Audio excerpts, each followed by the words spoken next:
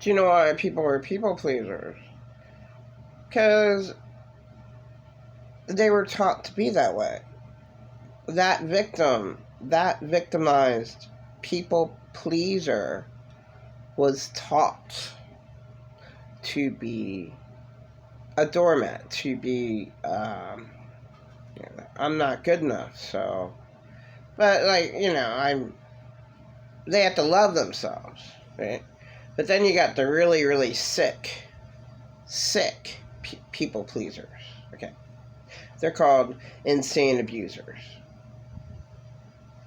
Narcissist isn't, like, the right word to use. A narc is somebody who snitches on another person. Like, that's what a narc is to me. So, like, an insane abuser are people pleasers too,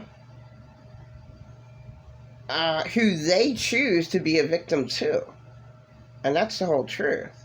But they target the thing that's deadly with them is they target their victim. So they allow themselves, insane abusers are just the craziest people in denial that there is on the planet. They'll give out money to whoever they chose to do that. And then they choose their victim. Aha. That's the victim I'm targeting for my whole life to try to destroy in every way that I can. That's the truth. And, like, yeah, I tend to still be a people pleaser. I mean, it's alright for me to give, right? The only thing I can give out is, like, applesauce. Pretty much, like, now. Like, you want some applesauce? No, well, fuck you. I don't have any beef jerky left. Like, people pleasers have to love themselves, and once they love themselves, they won't allow themselves to be taken advantage of anymore. But they need that circumstance and situation, that position, where they are not taken advantage of. So if they're forced to live with their insane abuser, just forget it. They can never, ever progress in any way. In fact, insane abusers stop their victims from even thinking. They're just on autopilot. It's sad. And that's why I didn't have a childhood. I was on autopilot. So you can go and walk around, eat, sleep, and talk, kind of, but you're not aware of what you're doing. Now, then there's the insane abuser who's, like, super scary because they are aware of what they are doing, but they are in total denial of the victim that they chose to target. They chose to target that victim, and they have total control over them. They can do whatever they want. Hey, if I stole all your money, if I stole all your $800, well, then you can't do anything, can you? Ah, shit, I had to get $400 back. Oh, wow.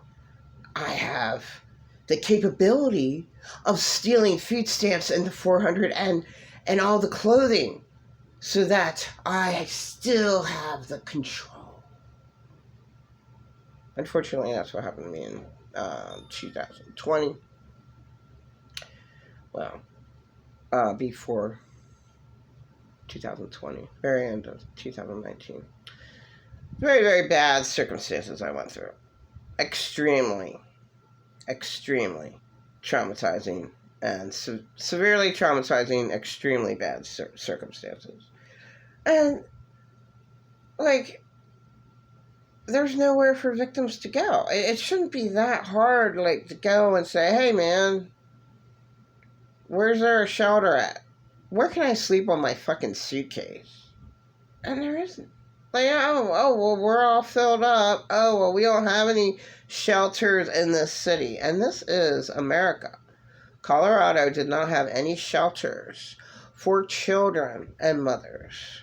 I knew that because I was at the Dunes Motel. There was nowhere for a mother to go. I was lied to by my worst abuser, and he, oh, women have it so easy. Oh, no, they had guy shelters. Yeah, there's plenty of spaces for guys. Just as where I live at. Way back in 2010, they had double spaces for the men than they did for the women. Like, for instance, they had 40 spaces that mats on the floor, lousy fucking mats on the floor. They don't even give you a cover, and then only 20 women. It's just like whatever. Whatever. If you're poor,